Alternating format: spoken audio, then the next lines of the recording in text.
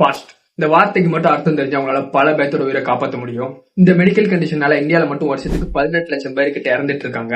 இவ்வளவு நேரம் நான் பேசிட்டு இருந்த ஸ்ட்ரோக் பக்கவாதத்தை பத்தி தான். ஸ்ட்ரோக்னா என்ன, அது ஏன் இவ்வளவு டெட்லியா இருக்கு, அதோட ஏர்லி சைன்ஸ் என்னென்ன அப்படின்னு சொல்லி இந்த வீடியோல பார்க்கலாம். ஒருத்தவங்களோட மூளைக்கு போற ரத்த குழாயில அடைப்போ இல்ல கசிவோ ஏற்பட்டு அங்க இருக்கக்கூடிய செல்ஸ்க்கு எல்லாம் போதுமான அளவுக்கு நியூட்ரியன்ஸ் அண்ட் ஆக்சிஜன் போகாததுனால அங்க இருக்க செல்ஸ் எல்லாம் கொஞ்சம் கொஞ்சமா சாக ஆரம்பிக்கும். இந்த கண்டிஷனுக்கு பேர் தான் ஸ்ட்ரோக். இது ஏன் இவ்வளவு டெட்லியா இருக்குன்னு பாத்தீங்கன்னா, பெரும்பாலான நேரங்கள்ல பேஷண்ட்ஸ்க்கே அவங்க ஸ்ட்ரோக்ல இருக்காங்கிறது தெரியாததுனாலதான். இதுல பல இறப்புகள் ஸ்ட்ரோக்ஸோட ஏர்லி சைன்ஸ் தெரியாம லேட்டா ஹாஸ்பிட்டல் போறதுனாலதான் நடக்குது. ஒருத்தர் சைலண்டா ஸ்ட்ரோக் எதிர்கொண்டுகிட்டு இருக்காரு அப்படிங்கறத தெரிஞ்சுக்க நம்ம என்ன செய்யணும்? இதுக்குதான் உங்களுக்கு ஃபாஸ்ட் அப்படிங்கிற அப்ரிவேஷனுக்கான மீனிங் தெரிஞ்சிருக்கணும்.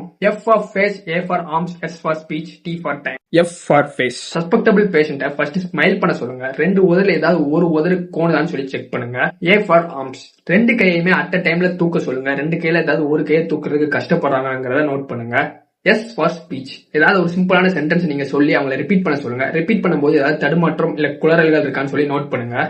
T for time. இதுல ஏதாவது ஒரு சிம்டம்ஸ் தெரிஞ்சா கூட உடனடியா 108 கால் பண்ணி அட்மிட் பண்ற ப்ரொசீஜர் ஸ்டார்ட் பண்ணுங்க.